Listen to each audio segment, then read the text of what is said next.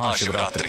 लोग कहते हैं यह शिव जी की शादी की सालगिरह है, लेकिन सच कहूं यह आधी अधूरी बात है। ये रात सिर्फ जश्न की नहीं बल्कि उस खौफनाक अंधेरे की गवाह है जब पूरी दुनिया खत्म होने की कगार पर थी। एक ही रात में 3 ऐसी घटनाएं घटी जिन्होंने ब्रह्मांड का नक्शा बदल दिया। जरा सोचिए, एक तरफ शादी की शहनाइयां थीं, तो दूसरी तरफ मौत का जहर, और तीसरी तरफ एक ऐसी आग थी जो ब्रह्मा और विष्णु का घमंड चकनाचूर कर रही थी। अगर आप यह वीडियो 16 फरवरी से पहले देख रहे हैं तो सावधान हो जाइए, क्योंकि आज हम शिवलिंग के प्रकट होने की वो कहानी सुनेंगे जिसे सुनकर आपके रोंगटे खड़े हो जाएंगे।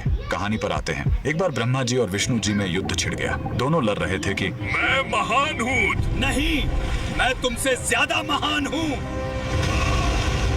उनका यह घमंड जब दुनिया का संतुलन बिगाड़ने लगा, तब अचानक उनके बीच एक विशाल अनंत अग्नि स्तंभ प्रकट हुआ। वह आग का एक ऐसा खंभा था जिसका न कोई शुरुआत था न अंत। उस स्तंभ से एक भारी आवाज आई, जो मेरे आखिरी सिरे को खोज लेगा वही महान होगा।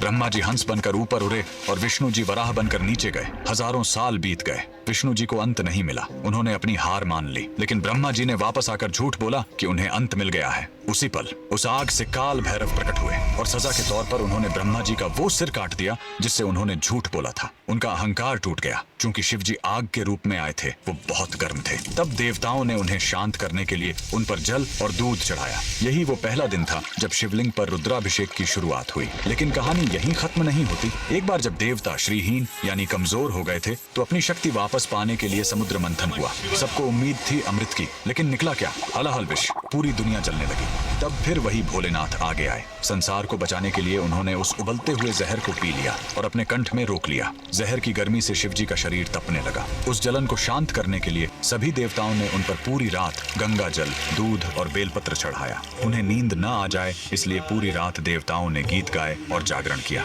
यही वजह है कि महाशिवरात्रि पर हम पूरी रात जागते हैं। लेकिन रुको, यह रात इतनी डरावनी भी नहीं है। इसी रात प्रेम की जीत भी हुई थी। जब माता सती ने अपने प्राण त्यागे थे तो शिव जी पूरी तरह टूट गए थे। वो वैरागी बन गए, दुनिया छोड़कर समाधि में चले गए। तब माता सती ने पार्वती के रूप में जन्म लिया। उन्होंने हजारों साल तक कठोर तपस्या की, सिर्फ अपने शिव को वापस पाने के लिए। आखिरकार भोलेनाथ पिघले। इसी महाशिवरात्रि की रात वो वैरागी फिर से दूल्हा बना और शिव शक्ति का मिलन हुआ। तो इस 16 फरवरी जब आप शिवलिंग पर लोटा भर जल चढ़ाएं, तो याद रखिएगा, आप उस आग को शांत कर रहे हैं और उस जहर के दर्द को कम कर रहे हैं। कमेंट में लिखें हर हर महादेव। महाशिव